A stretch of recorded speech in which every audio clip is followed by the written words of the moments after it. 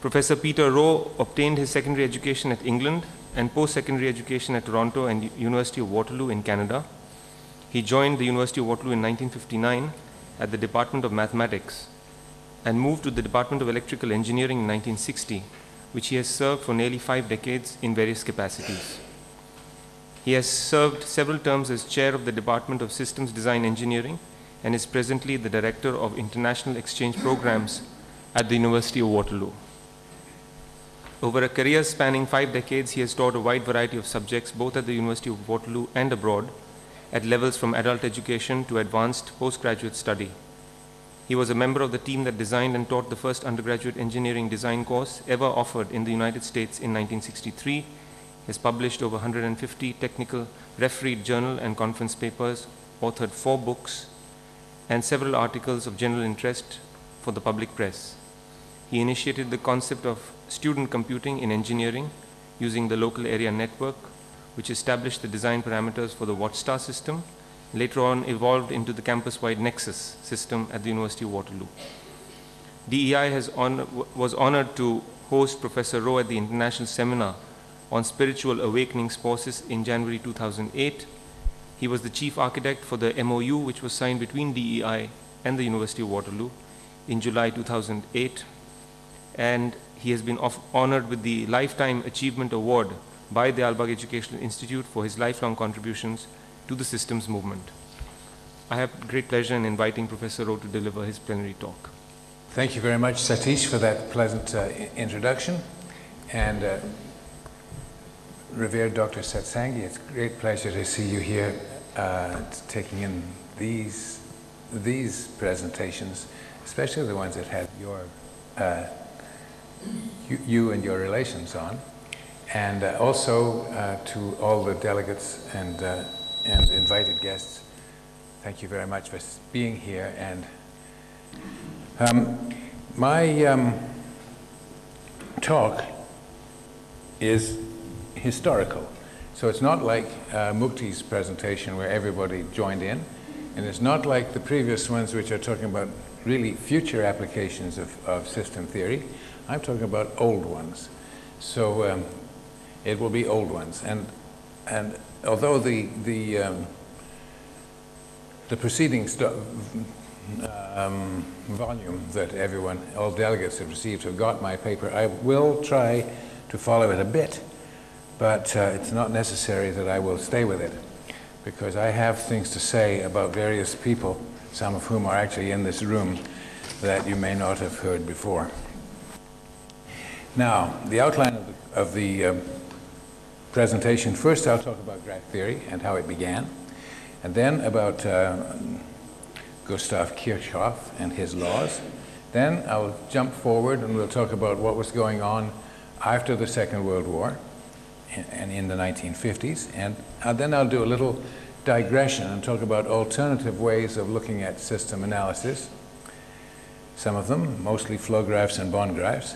And then I will talk about what I know, because all the rest is what I've heard, which is what went on in the last 4 decades of the 20th century at the University of Waterloo, because I was there all the way through those 4 decades.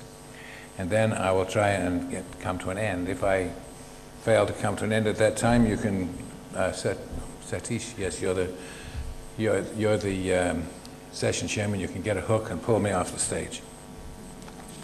So, let us begin. First of all, graph theory. Now, it is common knowledge that graph theory was started by Euler in the 18th century, and it started with the burghers and bridges of Königsberg. And the nice thing about Königsberg is it's kind of like Madras.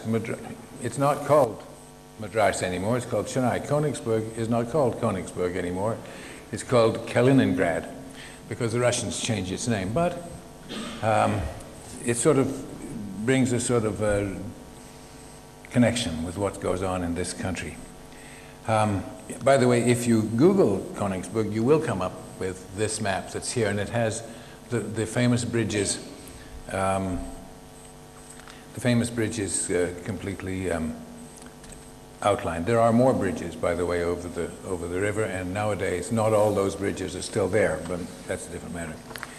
If you, and here's the next slide has a sort of generalized view of the whole thing, and what you have to note is that if you want to walk like the burghers of Königsberg did, from one landmass to another on a Sunday morning, and start on any one of them and end up where you began, you would have to have always an even number of bridges connecting each of the particular landmasses.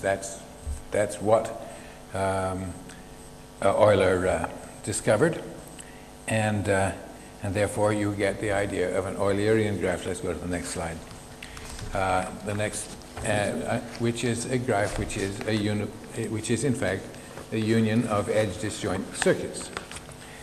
Now there's a picture of Euler. I put on the slide his famous identity, that's the e to the I pi plus 1 is equal to 0, because that's what he's, I think, most famous for. He did solve the Königsberg bridge problem, and he did start graph theory, but he didn't even think in terms of graphs. He thought in terms of paths. And nobody thought about graphs in the 18th century. It took them at least a century to start thinking about linear graphs, but still, they all began, I think, with Leonhard Euler. Let's go to the next slide. I might actually, if I go on at this rate, I've only got 19 slides. If I go on at this rate, I'm actually going to finish before 150 minutes are over. Here's the, here is the stylized version of the same bridges, and there's the graph, and you can see that it doesn't have an even number of, the degree of each vertex is not even, and so therefore it's not an Eulerian graph, and so therefore it's quick. You can't start anywhere and end anywhere at the same place, going over every bridge on a Sunday morning stroll. You know, that's the way it is. Going over every bridge once. But, by the way, if you took away one of the bridges, for instance, the one between, these ones are numbered rather than lettered, the one between vertices, say, 1 and 4, you could start at 2 and end at 3 by an Eulerian path, because that would make the appropriate number of even degree vertices. Now, let's move on. One whole century, or roughly one whole century, and here you have a postage stamp from the DDR, that's the former communist portion, East Germany, and it's a postage stamp of Gustav Kirchhoff. And the one major connection between him and Euler is that he has a connection also with Königsberg. He was born there. I didn't know that, actually, but there he is. He's not a baby in that picture. He's an older gentleman. He, of course, brought us the famous laws, Kirchhoff's, or Kirchhoff, depending on how you care to pronounce him, voltage and current laws. And those are the laws that led to the whole body of topological network analysis. But nobody thought about that in a particular way. He was only talking about resistive networks. In fact, what he was interested in, things like Wheatstone bridges. And what did you do? The graph, or the network, was just the whole thing with the resistances taken out, and you had lines instead. And it took quite a little while, a very long while, before that was generalized. And that generalization took place much later. But in the meantime, we get to top, yes. In the meantime, that's to say in the ensuing century, I want to get on to the modern bit. I'm just going over this history quickly. In the meantime, we had the topological network analysis, and people started to realize that you could find ratios of tree admittance products and two-tree admittance products, and those things would give you, what would you give you? They would give you solution of linear systems. They'd give you solution of networks because you had the ratio of the two, and that would give you a transfer function between one place and another. And that worked. So that was the determinant, you observe that the determinant of AA transpose, which A is the incidence matrix, is equal to the number of trees, and the determinant of AYA transpose is equal to the sum of tree admittance products. And if you do it with two trees, whoops. So all of those things lead to, by inspection, if you can enumerate the number of trees in the graph, you can find the determinant of the transfer admittance products and so forth, just by looking at the graph. That was the whole idea, and that's the way it went. I read some papers that were presented, for instance, in China by a fellow by the name of Wang, the Wang algebra of networks, in the 1930s. So this was culminated, you'd have to say, in a series of papers in a variety of places. The famous names involved in the 50s would be Talbot in England and Percival in England, and Sundaram Seshu. I don't know anyone here who ever, does anyone? So now we move on. We've dealt with all of those things, and what happened? We've got the situation where we've got past World War II, and what happened then? Well, in World War II, and in the years just immediately preceding it, there was a major increase in scientific knowledge. There was a major increase in engineering works. We had the invention of, well, rocketry. We had the invention of the cathode ray tube. We had the invention of radar. We had the invention of jet engines and television. And all of those things happened. And it took some time before engineering education caught up. Prior to the war, Second World War, engineering education seemed to be sort of handbook stuff. You did it by experience, you didn't do it by science.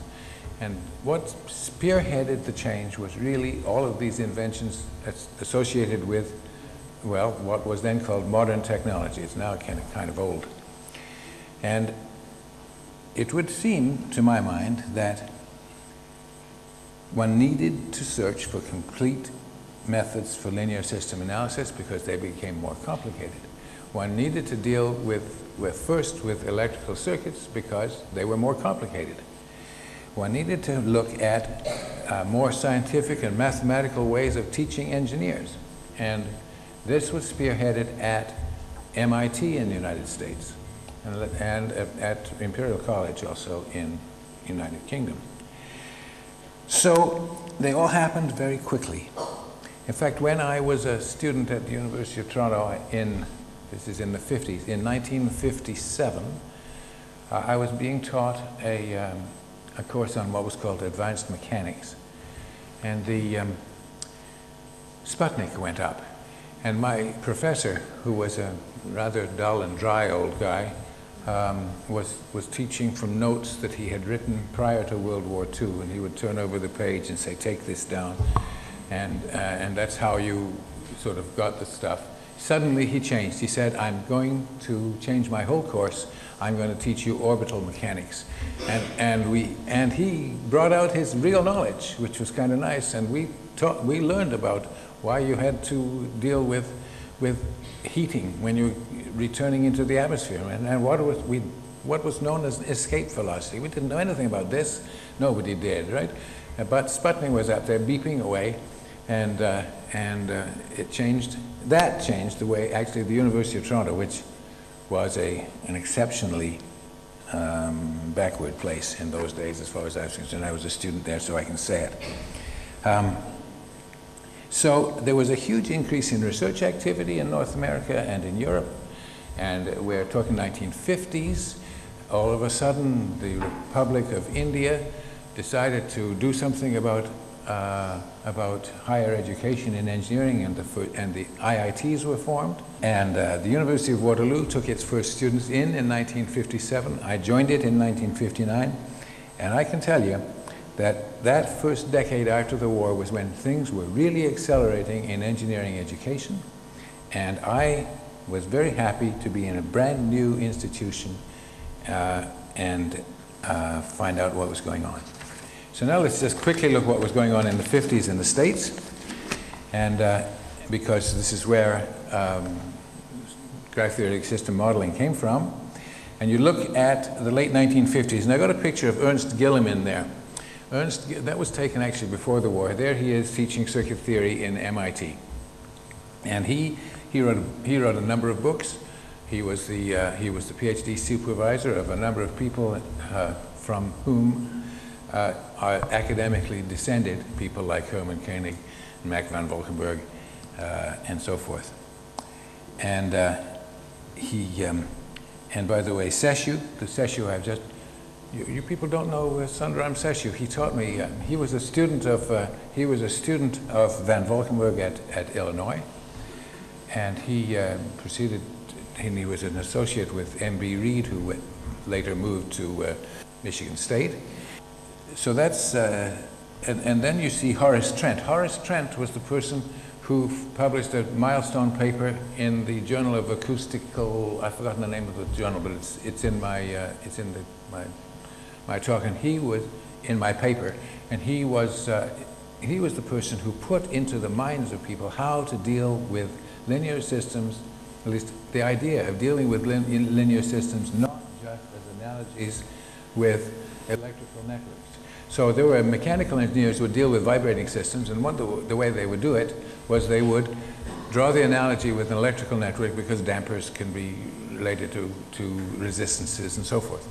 And then they would draw the electrical network, and then they would use the topological formulas which Seshu and Maeda had done a lot of work on, and then they would go back to the original system. And that's a rather stupid way, not stupid, it's a rather unfortunate way of doing things, because you don't need to refer to analogies.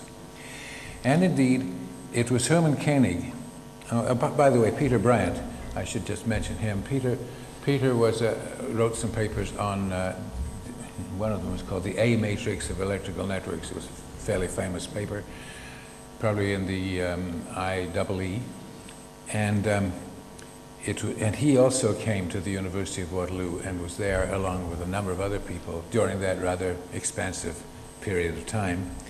And he was kind of a nice fellow. I liked Peter a lot. But it was Hermann who really cottoned on to the very simple idea that Seshu and Maeda formalized the topological formulas. Trent broadened thinking about analogies, and Koenig established, this is it, he established the idea of a system graph as more than the geometry of a network. It was he who produced the simple idea.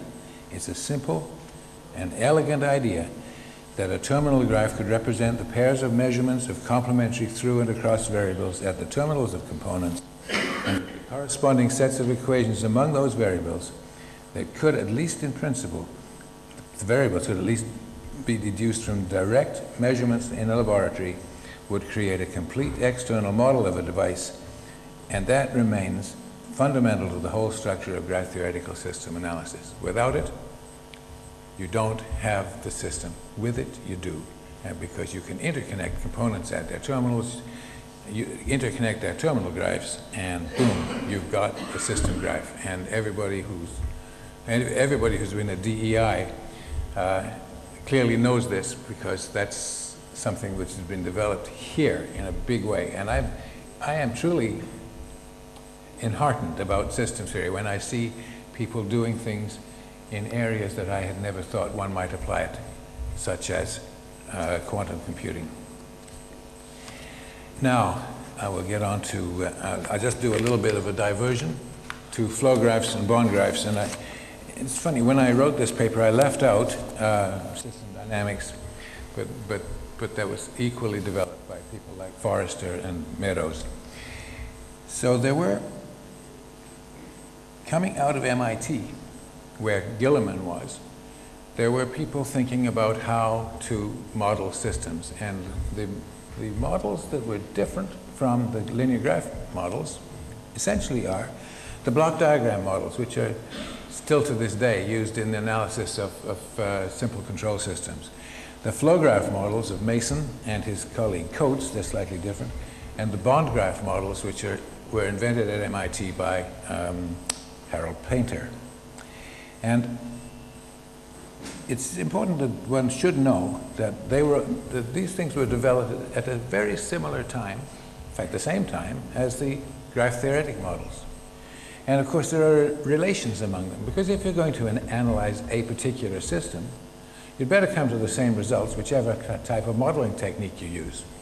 So therefore one knows a priori that they are absolutely equivalent. You can start with the one and get to the other. But the matter is that if you're interested in knowing the interaction of components, then you should go to the graph theoretic model.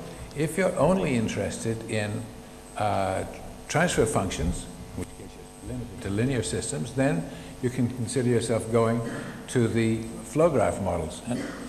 And there are formulas and there are ways of reducing these things, and they're quite easy to learn. I learned them a long time ago, and I've forgotten them since. But how to do flow graph models of a linear graph system, I put that in my PhD thesis. That's a fair distance of time ago. And then there are the bond graphs, which describe energy flow. If you're interested purely in energy flow through a system, and you don't care about the relationships of components, you'll go to bond graph models. And if you want to learn about bond graph models, I invite you to go to where? To Lille, École Centrale de Lille in France, or to the university called Twente, in the Netherlands. And there you find great hives of bond graphers. And there are one or two of them all over the world, including some of my students. So if you don't know about them, they're interesting because they're graph-like, and they're linear graph-like. And you can, of course, derive the bond graphs of a system from the linear graphs of a system, and you can do the reverse. One of my later PhD students actually worked out the complete equivalence between the two, and they're not all that easy, because for a bond graph there is always a dual, and for a graph there is not always a dual. And so when you want to look at how you deal with those things at the equivalence one way or another, you have to look at the underlying circuit and co-circuit matroids of the graph, which is associated with the graph, which is getting a little deeper.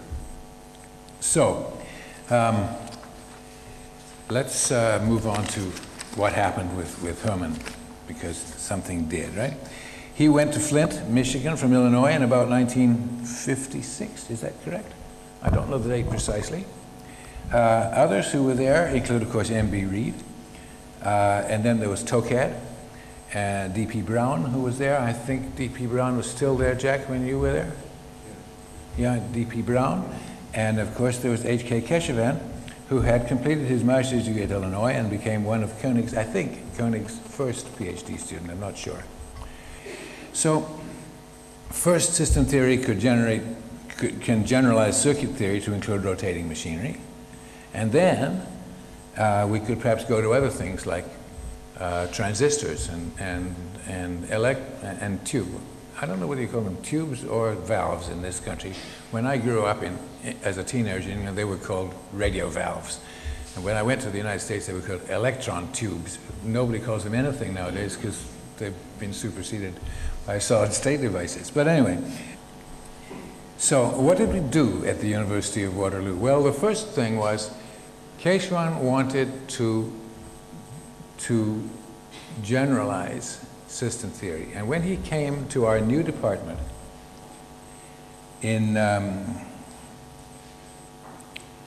when did he come to our new department? It was 1968. He came back from Kanpur. Keshavan had been the head of electrical engineering for a short time at the University of Waterloo. Then he came back here to Kanpur, where he was Dean of Graduate Studies, started the Computer Center, and I think he was chair of electrical engineering, I'm not sure. And then we sent one of our colleagues, a great friend of mine by the name of George Soulis, back to this country to re-recruit Keshavan, and by golly, he succeeded. Where my student V.K. Atri was, as well as a postdoctoral fellow at the time. Keshavan called me and he said, we have to have a new curriculum for our systems design program. And I said, oh, that's fine. I designed the electrical engineering curriculum in a weekend. We should be able to do it pretty quickly. So So he called me back, and we set up the new undergraduate program, and we'd had the Department of Design, and then we decided to set up the new curriculum which involved a great deal of system theory.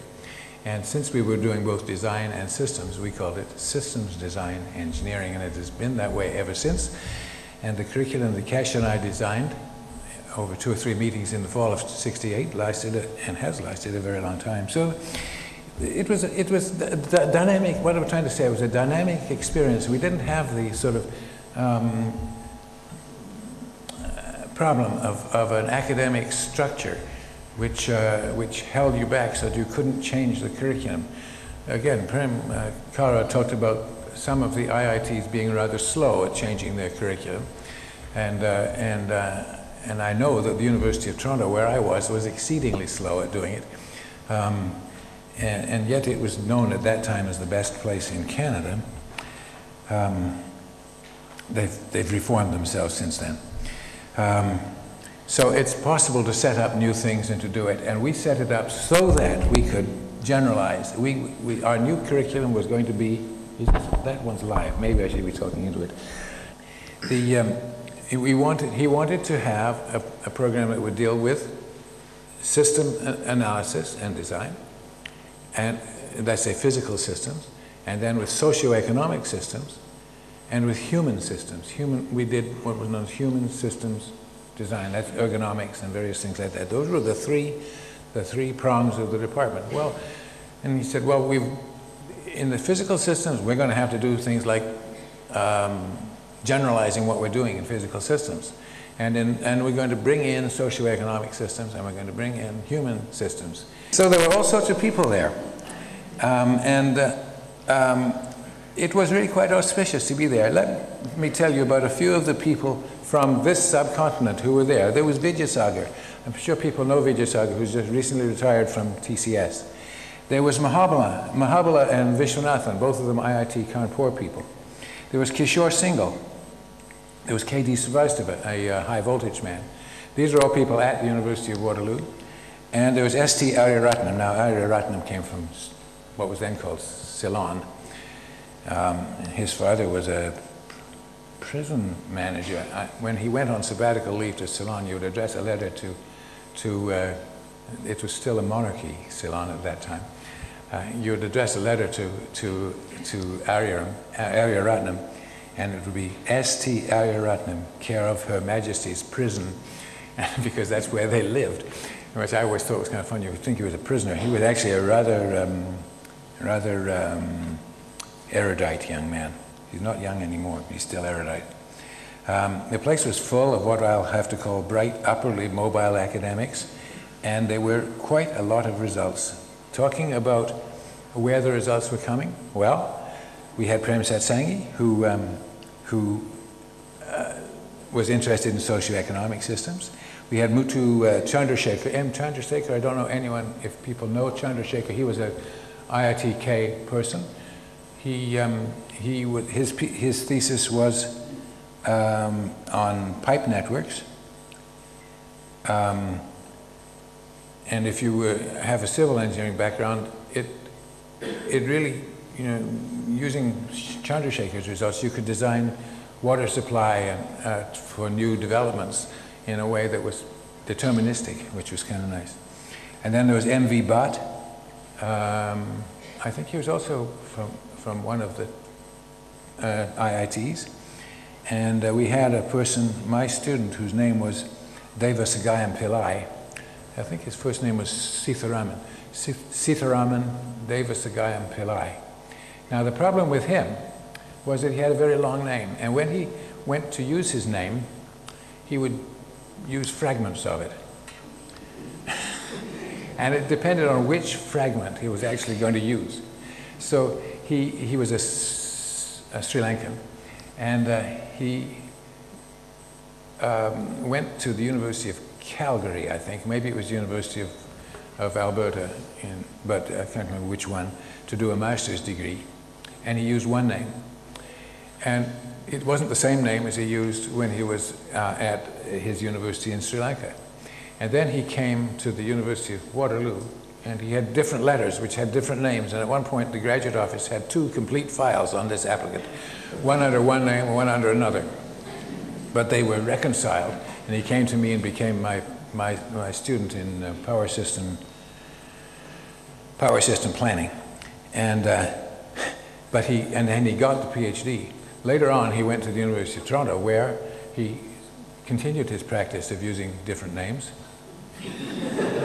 different partial names, and he also worked for the World Bank using similar strategies. And finally, when the U of T caught up with him, he was enrolled in two different undergraduate programs under 2 different names. And so they came back to the University of Waterloo and they said, did he actually get his PhD? And the answer was he did. Because they also went to the University of Alberta and said, did he get his master's degree? And the answer was no, he didn't. And then they went back to Sri Lanka and said, did he ever get his bachelor's degree? And the answer was no, he didn't. So his first earned degree was his doctorate, which was kind of clever. He later got from our management department a master's degree, and somewhere in Toronto he got a bachelor's degree. He did his degrees in absolutely the wrong order, backwards. But he was also nearly put into jail because of what he was doing with his names. That's my friend Davis Agayam Pillai. Chandrasekhar, I mentioned, he worked on simulation programs. He wrote a set of software called ProSim for doing graph theoretic analysis just before his death. And followed up after him was Chad Schmidtke. Schmidtke wrote the software that is used for training Canadian astronauts to run the robot arms on the satellites and things, which is kind of fun. Then we had Gordon Andrews, who was a Canadian. His work was on, what was it on? 3-dimensional mechanics. He wrote a lot of stuff on that, and his student John McPhee, who's still there. You're ringing the bell, it's too soon. I haven't got there yet. I've got 4 more slides to go, and I've still got another 100 minutes. Okay, and so there was John McPhee, whose work is on design of automotive stuff using graph theoretic methods. And then we had F.C. Wong. Wong was a student of Shaker, and his work was on thermodynamic systems. So there was a fair number of bits going on. Let's get some more of this stuff, because I'm told to hurry up. But also I'll hurry. So what are the things we did? We did sensitivity analysis. My student, who is here in Delhi at the moment, Ashoks, his thesis was on sensitivity analysis, and he went on to a very distinguished career, as you all probably know. We did distributed systems, so that is to say systems whose components are characterized by partial differential equations. So we did everything that would be rather equivalent to finite element method. We did probabilistic systems. Some of my students, and I'm trying to think who were which, did work on systems whose parameters are drawn from probability distributions, equivalents of the graph theoretic method to bond graphs and flow graph methods, and established the rigorous mathematical connections rather than it just seems to work. I'll tell you a little bit about A.K. Seth, because Ashok was a very brilliant man, but he was in a car accident. And the car he was in was driven by another Indian student. You should never let Indian students drive cars in Canada because they go too fast. And he had only got his driver's license. He went down the highway 401 and turned the car end over end, spewing out his passengers out of the car as he went. And one of them was Ashok Seth, and another one was DPS Seth. I don't know where he is, but I know he's in this country somewhere. And Ashok fell out of the car, and of course he was badly injured. And I visited him in hospital, and he, at that point, couldn't remember the name of his sister, who was living in Montreal. So anyway, he recovered, and he came back to finish his thesis. But the only thing was that he had notes, and he had brought stuff to me, and he would come to me afterwards, and he'd say, Peter, because he called me, we are a little informal, or sometimes he'd say, Dr. Rowe, I have discovered this, that, and the other thing. Here's some new results. And I would say, Ashok, you've done that before. Go back and read your own notes. He discovered most of his main results twice, which is really kind of interesting. And one of my students, we did quite a lot of things. Well, there was agricultural... I must tell you about K.R. Vasudev. K.R. Vasudev, whose name is now V.K. Atri, I always called him K.R., and after a while, after he graduated, nobody else called him K.R. because they all called him Vasu. He came to the University of Waterloo. He was my first PhD student, and he arrived in Canada and saw the newspaper, which had a big headline which said, "Hotel Fire in Lucknow." Now, Lucknow is a well-known city here, but it's not a well-known city in Canada. In fact, there's a small village called Lucknow, and the hotel caught on fire. But how was Vasu to know that, right? So he came to the electrical engineering department, and he said, "May I please speak to Professor Rowe? I've come to be his student." And it happened that at that moment I was in Tokyo, in Japan, giving a paper in a conference. And the department secretary said, "Well, I'm sorry, but Dr. Rowe's in Tokyo." So Vasu says, "Well, I'll just sit down and wait," because he had learned that Lucknow was a nearby place. And of course, from Waterloo, you can quickly drive to London, to Paris, to Brussels, to Lisbon. They're all within an hour's drive, and Dublin is closer. And so you could, and also we have a little spot which is known in Canada as Delhi, because they don't pronounce Delhi. We have Delhi, and that's also rather close. And we also, and Kitchener-Waterloo used to be called Berlin. So there are funny stories about these people. And my one last student who did the bond graph analysis, he also applied, spent some time applying graph theory to various other things like musical instruments and to livestock. I saw a linear graph model of a pig produced by Stephen Burkett. So it's really quite interesting that you can think of almost anything. Burkett was a musician, and his research now is mostly with a contract with the makers of grand pianos by the name of Steinway. Almost all of the early contributors are retired. One of Keshavan's students who did the field theory models is still active in the department. John McPhee, whom I mentioned earlier, his work is with the automotive industry, has big contracts with Toyota. By the way, Canada exports more Japanese cars than it imports. And then there's a lot of work with MapleSoft. MapleSoft is a competitor with MATLAB.